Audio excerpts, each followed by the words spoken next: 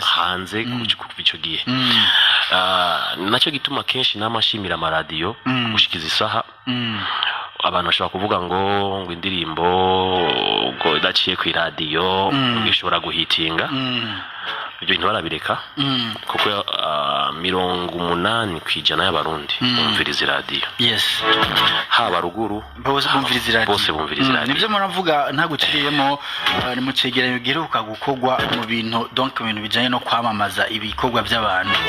iradiyo n'ubundi yagumye ku mwanya wa mbere ko arico kintu cyumvikanisha kuri ibintu mu mwanya muto rero ico kintu ntagire umuntu anacihendako ego rezo sosio zirafise ahantu zigera ariko iradiyo ishika kure gose kuri no mwanya tugezemo nimba ushaka kumva umyagihugu ari hariya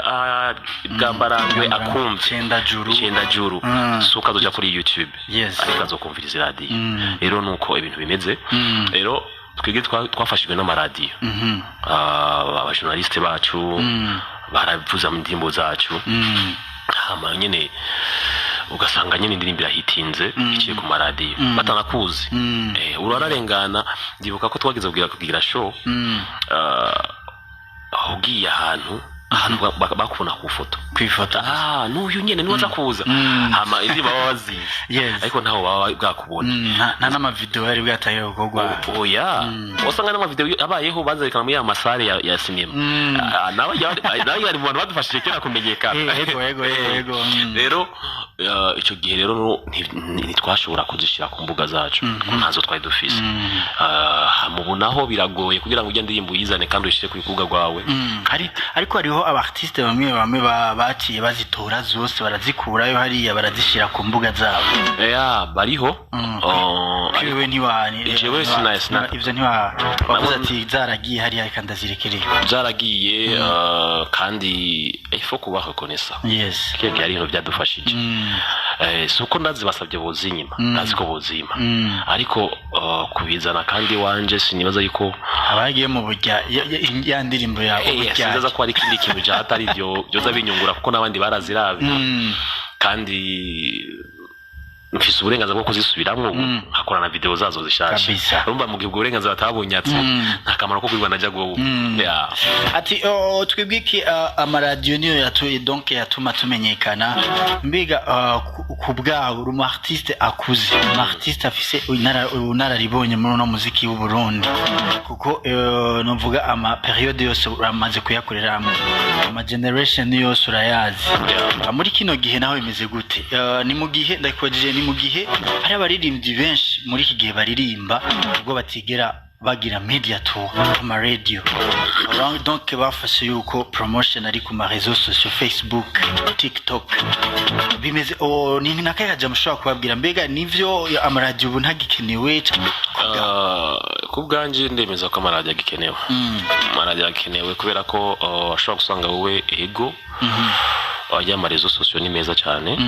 arafise ikintu akungura ariko hariho ahandi hatagera hariho abaririmbyi no musi bafise hit baduganye ruguru baduganye ruguru mu gisagara gatona ko ari kuri hit mugo baduganye ruguru baba araba underground ndagisubiyemo harabarindi bafise amahit ubaduganye ruguru baba abandaground akano mukandika ahantu afise hit kandi mwemera ariko yashika ruguru kumva yagenda kuririmba kamenga abantu barakanye bakumva ko indirimbo menga barayizi biba byavuye kuki nuko banegrije ijya nguvu ya maradiyo kubera ko jewe no munsi mpora ntangara naragiye ahantu bita imugwi ndaririmba basabye gusubiramwo tagata inchuro zitanu injyajya inchuro zitanu none muguye barafise internet nayo bafise kugira indirimbo bayumva siko byaciye ku maradiyo of course iyo ni example ntoyi mba ndakubwira abaririmbyi bitare bumvirize rero nk'umu artiste ntushobora kuvuga ngo urumva ngo ndahije kwera afise amarizo sose ngo mfise ngo page yanje ngikurikiranwa n'abantu 200 ndafise aba promoters ncama ba posting ucusanga ubaye wo ngahanye maka kare rimwe na rimwe kandi kindi naco naho hari abantu bato batanywa kuba kutabita ibiteramo byacu je namaneko ndabibwira nti mu bantu batwitabira ibiteramo yemera ayo musa akiniga hariho abantu bakora mu nzu kabisa novuga ngo kujya babita novuga ko abantu barondera ubuzima babanje gukora ibikorwa vyo mu rugo hama hariho n'abagenda usanga bakora ibintu byo gutwara abantu bajya abantu ahanini ahita yari kuri ibihumbi 10 rero iyo atabyumvise ku radio ntahandi bihurira bashobora gufata umwanya akaja kuri YouTube nivyo ariko mu bintu umuntu adakwiye kuneglisha ni kugira amaradiyo kuja ku maradiyo kugira ibiganiro n'amaradiyo kabisa ni ikintu cya mbere kiza ushobora kumva yuko bijya mu rezo sosiyo yawe okay ariko hari ahantu uzosanga utashitse kubera ko kabisa caption y'ikiganiro ikabirabonetse ikabirabonetse nuko bimeze iryo ni jambo ry'umukuru niyo mpamvu mba nkeneye umwanya ukwiriye n'umuntu w'umukuru kuko aba afise byinshi ashobora kwigisha abagenzi biwe